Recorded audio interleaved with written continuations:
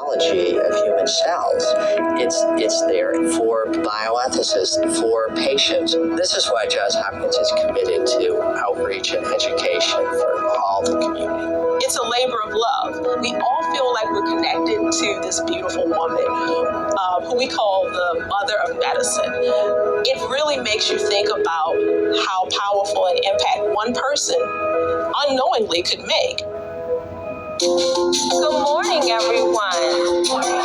Thank you all for coming to learn more about my great-grandmother and what her legacy has left for all of us here today. So over 60 years ago, in my capacity as the Director of Outreach for the Institute for Clinical and Translational Research, I organize educational programs related to Henrietta Lacks. And the main focus is to increase awareness of Henrietta Lacks' impact on medicine and society, to gain a better understanding of the science behind HeLa cells, and also to create an open dialogue about the social issues that were occurring around the time in which Henrietta Lacks' cells were cultured. I would say that Henrietta is probably, if not the most important, certainly one of the most important women in science and medicine. And we all learn and follow Henrietta Lacks' legacy as we contribute to research and medicine. Henrietta Lacks was a 31-year-old woman admitted to Johns Hopkins in 1951 for the diagnosis and treatment of cervical cancer. Unfortunately, she had a very aggressive cancer, and within a year, she had died.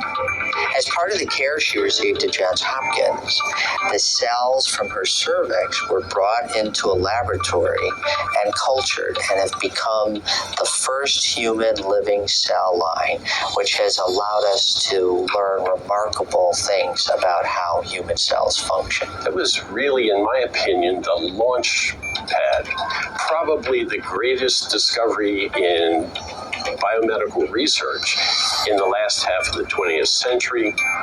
It has led to numerous discoveries and development of technologies. It provided the ability for us to understand how cells grow, how cells divide, whether cells can survive in extreme climates, going into outer space, how radiation damages cells, how we can produce lots of material to make things like vaccines, which is all part of what the HeLa cell has done for science and for the public.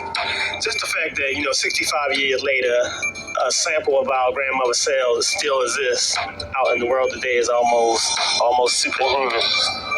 Our responsibility is to honor the legacy of Henrietta, to thank her family, and thank her posthumously each year, which is what we do. We have a Henrietta Lacks Memorial Lecture. I think last year we had 1,000 people attend. Each year we organize. So that's Henrietta Lacks, and if you guys want to watch that video, you can go in and watch that on your own time. If you want to watch it in its completion, I recommend doing that. It's something that is very informative, and it needs to be spoken about a little bit more. Also, I recommend watching the Henrietta Lacks movie that Oprah Winfrey did. A couple things. The story that this doctor, this monster, said about Henrietta was not correct. They took her cells without her permission. They already knew that she possessed these qualities and that she had this ability in her cells to heal. So they plotted to extract that from her body without her permission. The cervical cancer bit. That's a story and a line that they've used and they are continually using for melanated women regularly, along with fibroids. And this is an opportunity for them to tell you that you have cancer in your body and you need to have your uterus removed. So what they will typically do is they will take out your entire reproductive system. The ovaries as well as the entire uterus. and say that it's riddled with these tumors and it has to go. My mother was gang stalked and tortured for the very thing that I'm being tortured and gang stalked for.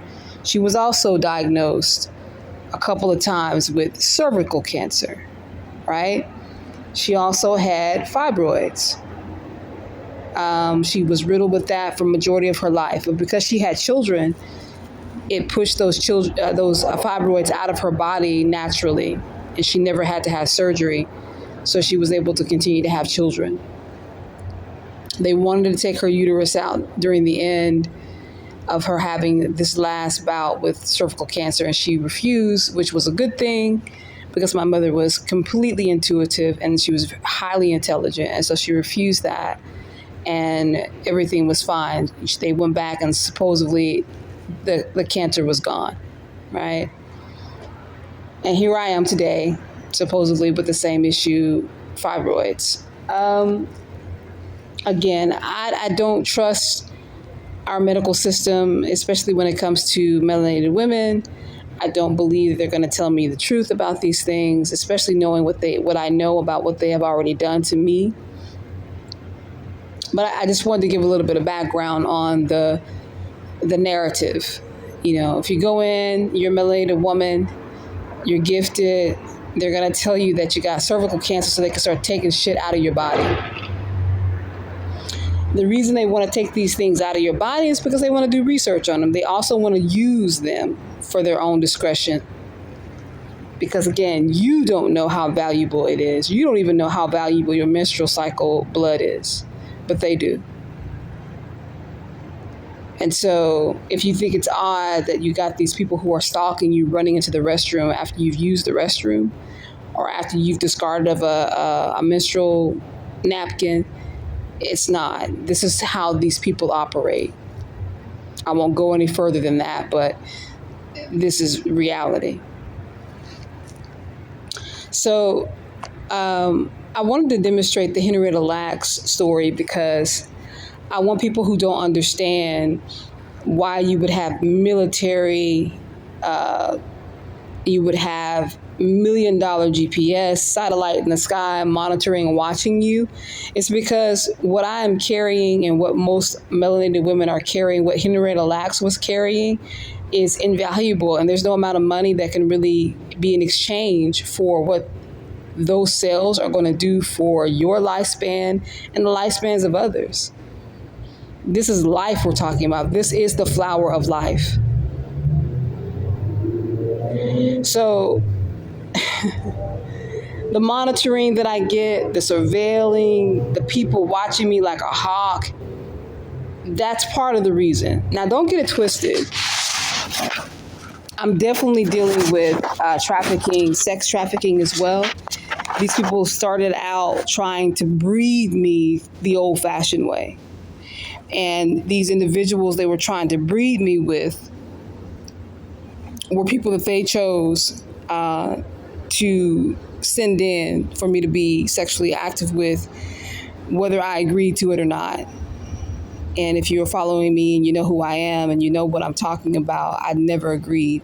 I never consented. I was always essayed. So again, this all began in 2011, and they started off with a plan on how they were going to implement this. And when that didn't work for one reason or another, they figured, well, we'll just do this process of IVF, taking these embryos that we've created and putting them in her body, growing the stem cell out and using it, selling it on the black market or selling it to private bidders.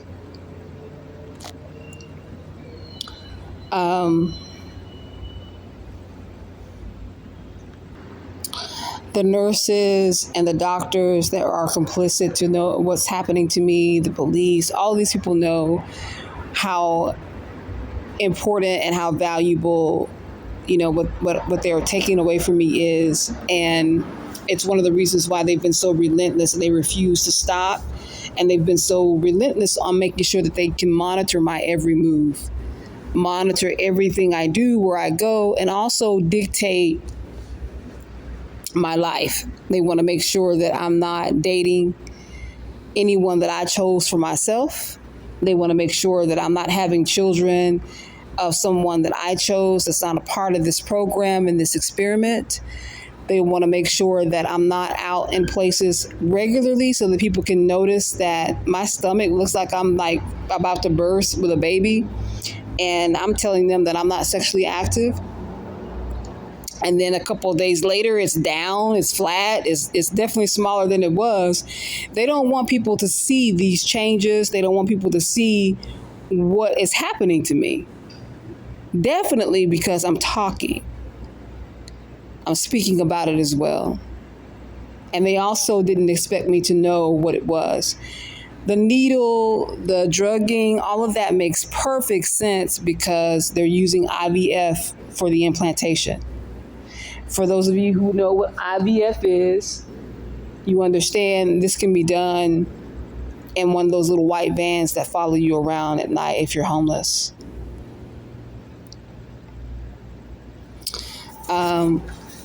Which explains a lot of times when I have discomfort in my genitalia and I know that I have not been essayed by, or the old-fashioned way, I guess I should say.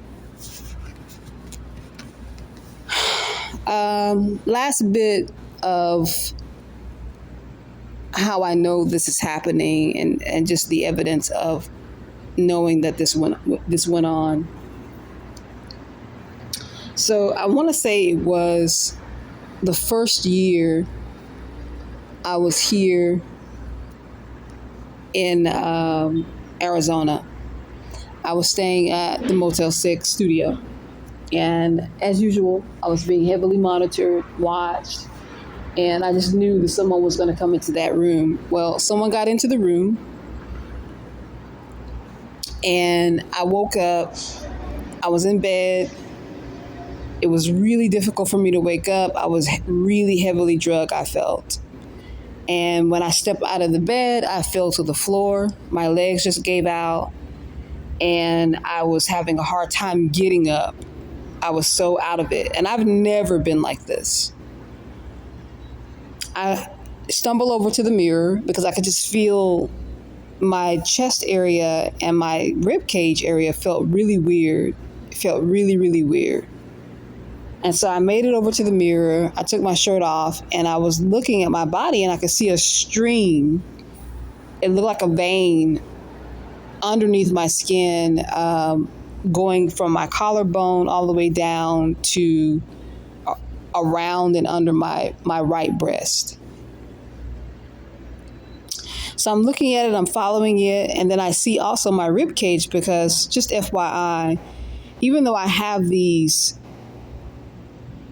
foreign bodies in my body, these fibroids or whatever it is, I can still see my rib cage. I'm still the same size I'm supposed to be, but because of what's in my stomach, again, it looks like I'm this weird Ethiopian baby or African baby that's malnutrition. That's what it looks like. So I can see my rib cage, and on my rib cage, I can see these large staples running down my rib cage underneath my skin, like seamlessly. I couldn't find the entry. I couldn't find where they possibly could have opened up my body. There was none of that, but I could clearly see staples underneath my skin going down my rib cage. And I knew something was taken out of my body, and I could tell that something was taken out, because even then, like, I could tell my stomach was like smaller, and I felt more relaxed. I felt less heavy. I felt lighter. And that was the beginning of me questioning, like, what the hell was taken out of my body? So obviously I investigated and tried to assess any side effects to see if there was an organ taken out, but there was no organ taken out of my body. I believe they took out whatever they had in it initially and was planning on in the future replacing it with some other things. That's going to be it for now on this particular subject.